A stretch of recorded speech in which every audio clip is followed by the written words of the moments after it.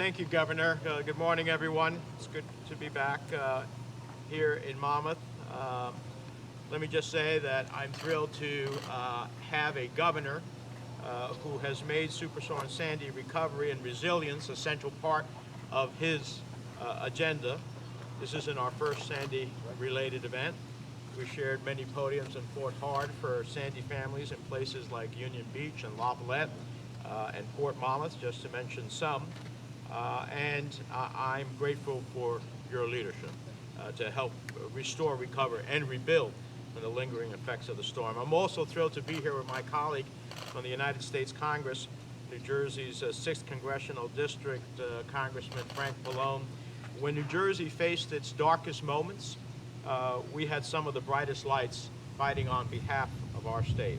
And believe me, if you're ever in a legislative fight in Washington, you want someone who is a fierce champion for the people he represents in Frank Pallone. We did it together, and Frank, thank you so much for your leadership in this and so much more. And I also want to recognize Senator Gopal, who is an extraordinary public servant, a native son of Monmouth County down the road in Neptune Township, and his advocacy and leadership on this issue is incredibly poignant and essential. So thank you. And lastly, your executive director and all the members of the authority who make this running successfully all the time and who will build a successful project for the next several generations of residents.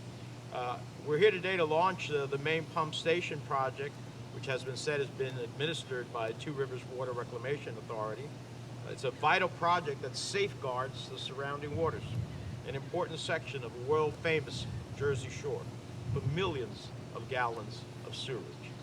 By moving the pump station, we're doing two things at once.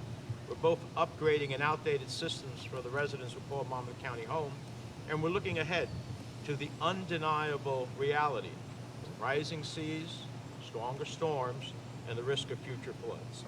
With one project, we're bringing the main pump station out of the past, where it's faithfully served for 50 years, and we're bringing it into the future so it can serve for the next 50 years and 50 years after that. The bottom line is this pump station plays a critical role in the water treatment for 6 member towns, 6 customer towns, 2 military bases that fall under the Two Rivers purview. And if for some reason it's going down, as we've heard, 90, 100,000 New Jerseyans in the area would be affected. We simply can't let that happen. So today, part of what Frank and I fashioned when we thought about these monies is how do we think forward? How do we look into the future? How do we mitigate risk by learning the lessons of Superstorm Sandy? Every time I'm in Monmouth County, I can't help but remember that fateful day nearly 11 years ago when the state had the worst natural disaster in its history. The numbers only tell us half the story. $36 billion in damage, 2.6 million residents without power, and most tragically, dozens of deaths, including many in New Jersey. But underlying these statistics is only half of the story. It's summed up in 2 words that we heard up and down the Garden State. After the rain stopped, the flood waters receded and the sun came out. Jersey strong, which is the way that neighbor helped neighbor in the days and weeks and months after the storm. The cleanup efforts, the relief efforts we brought to bear. And Jersey strong is the words of the older gentleman who I met when we were touring damage in Atlantic City. Half of his house had been washed away. It was completely open. It looked like a dollhouse. He was sitting inside of it. I went up to him and asked him, "How are you doing?" And he said, "I'm fine. How are you doing?" In that one sentence, we find the essence of Jersey strong, of what makes this state so great. It's the reason that we've pushed so hard when the odds were against us.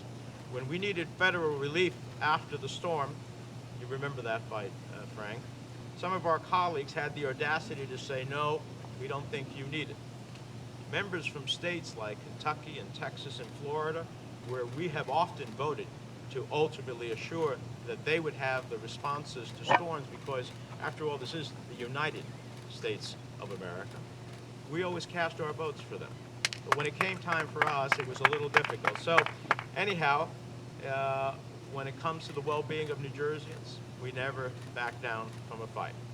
And we ultimately passed $50 billion to help our state rebuild. And later on, when homeowners were systematically being lowballed for their Sandy claims, we pushed FEMA and the insurance companies to reopen every single claim and decide them fairly. As a result, we secured more than $260 million, $260 million in payments that residents were entitled to, but originally deprived of. It's an effort, particularly on Sandy relief clawbacks, that we're still working on today to make sure that everybody gets back in their home and no one loses it because they can't afford it. It's about making sure that we protect the next generation from the possibilities of what used to be a every 100-year storm, but right now becomes far more frequent. So as we think about this federal investment with the governor's direction of $20 million, it's fitting that we have every level of government here, because that's what it takes to ultimately achieve success. And to me, we won't stop fighting until we make sure that every aspect of Sandy recovery becomes a reality, and that it is only a moment of the past with a brighter future tomorrow. Thank you very much.